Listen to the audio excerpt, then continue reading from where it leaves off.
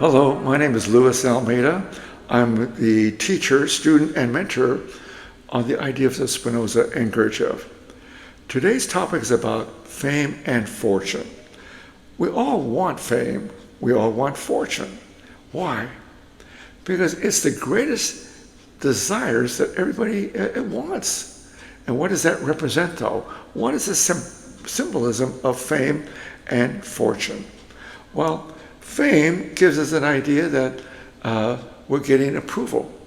So we want self-approval. And fortune, we want to be able to have all these wonderful things, a new car, a beautiful place to live. So fortune is expression of power. I have the power to get these things. So we have fame, desire for approval, great approval, feeling of superiority, feeling grand and honored, and then money, again, power. I can buy this, I can go here, I can travel, I can go to the best restaurants, and so forth. And so people look at me with awe. I'm famous and I have money. Great desires, and everybody wants that. However, and so I'm going to introduce a short video of Jim Carrey and what he went through and what he achieved, and then what came of it. Why did he leave Hollywood? He rejected Hollywood. He might be going back to Hollywood because he needs money, but right now this video shows us what happens when a person loses himself. Here's the clip. Of fame and fortune, he realized it was all a lie. Hollywood sold Jim Carrey the dream. You're gonna be a big star. This next opportunity is going to be your breakout moment. He became addicted to this and spent half of his life failing to develop a successful career. He was desperate for the acceptance and approval of others who were willing to discard him whenever they pleased. Yet through the power of divine intervention or just pure talent, he finally made it. He made classic films in multiple genres, generating billions of dollars and inspiring people all over the world, and yet he felt empty, alone, lacking purpose and identity. And once the Hollywood facade veered its ugly head, Carrey did not run away. Instead, he used his platform to expose the soulless, evil industry that's praised by innocent people who don't understand they are being fooled. Jim, you got really dressed up for the occasion. You look good. I didn't get dressed up. Who did? There is no me. There's no you. No. We're not here. This is a dream. It's just things happening. And there are clusters of tetrahedrons moving around together. Okay. Yeah. So what's happening in our world right now? It's not our world. None That's of this the is key. real? Nope. So you're just passing We don't through. matter. We don't matter. Now you can see Jim Carrey going through a process.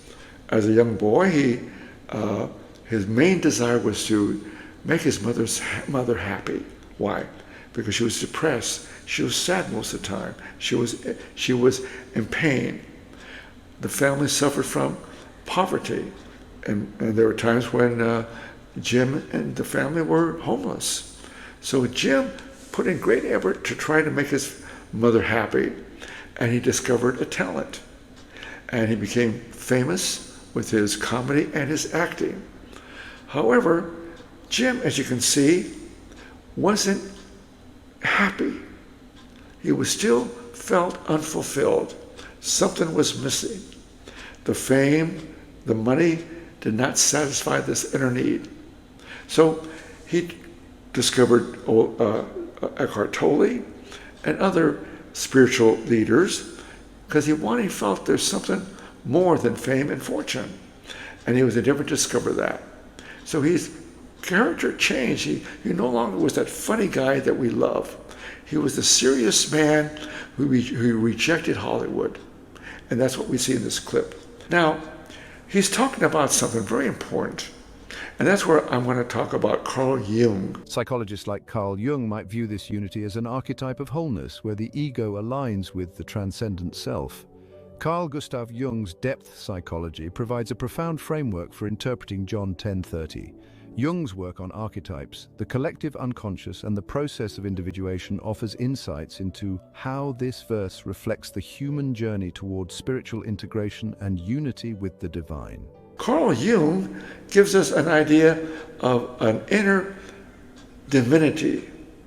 Carl Jung was a famous psychologist, but also was a mystic and loved the idea of God within. He began to see but also he began to see that we have a spiritual nature.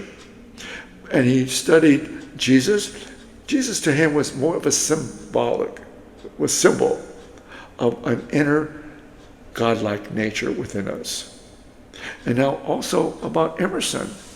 To life's biggest questions about purpose, identity, and meaning weren't hidden in books or waiting to be taught, but were already within you. Ralph Waldo Emerson believed exactly this when he wrote, "Trust thyself. Every heart vibrates to that iron string." His philosophy isn't merely about self-confidence. It's about understanding that each of us carries a profound connection to the divine and to nature, a connection capable of guiding us toward a more authentic and fulfilled life. His philosophy of nature challenges the view that the material world exists solely for human exploitation. Instead, he saw nature as a mirror of spiritual truth, a space where individuals could connect with the oversoul, the universal spirit that unites all living beings. This perspective, as mentioned earlier, formed a cornerstone of transcendentalism, emphasizing that through nature, we encounter the divine not as an abstract entity, but as an intimate presence in our lives. Emerson gives us an idea about, he agrees with Spinoza.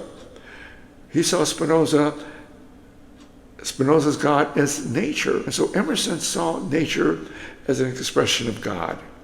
And so you have individuals like Carl Jung, Emerson, talk about a deeper reality, a deeper way to satisfy our inner need.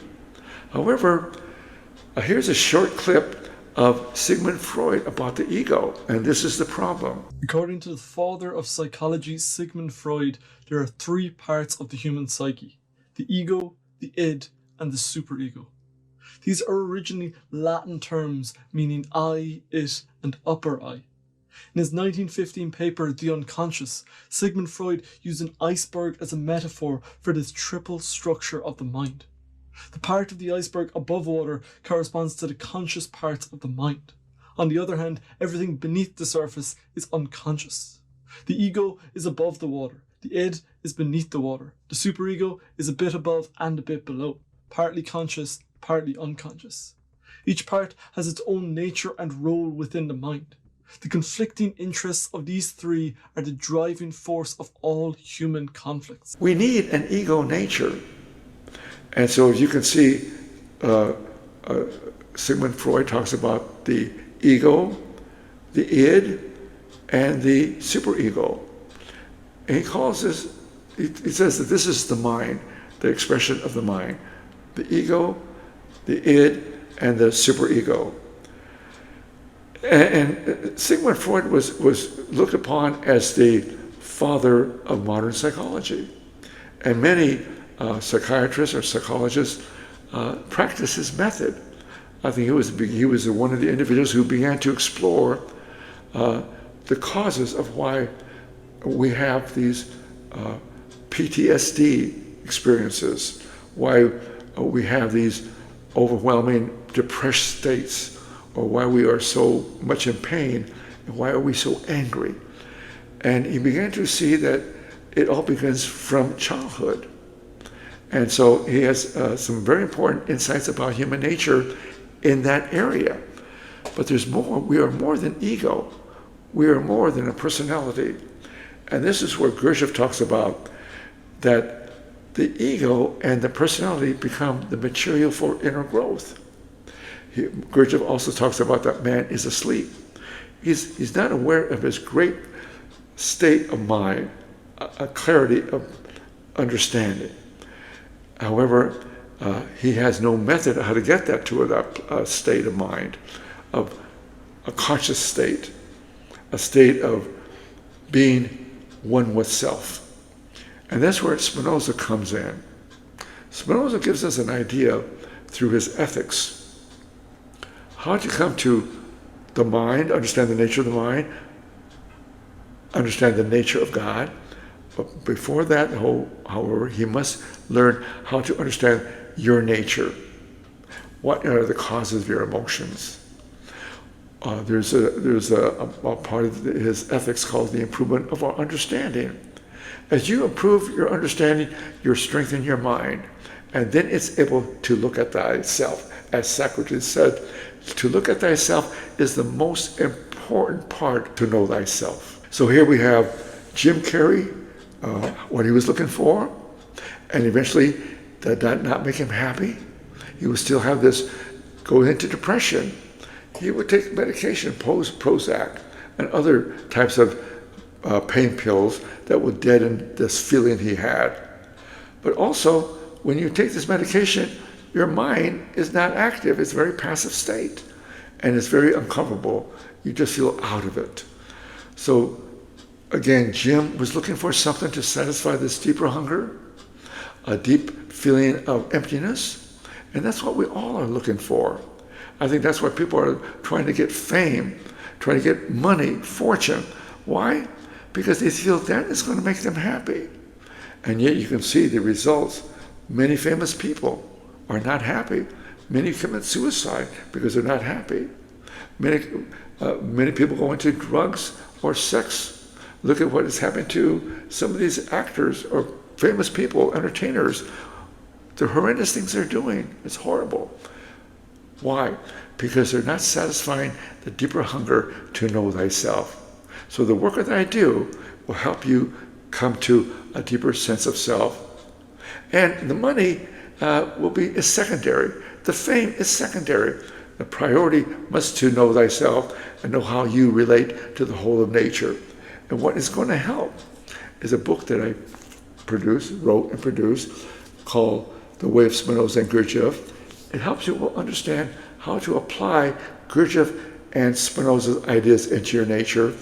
I have a book, case studies of former students and current students of how to apply, how they did work with Spinoza and Gurdjieff and how to improve their life. Thank you for listening. I hope to hear from you. Bye for now.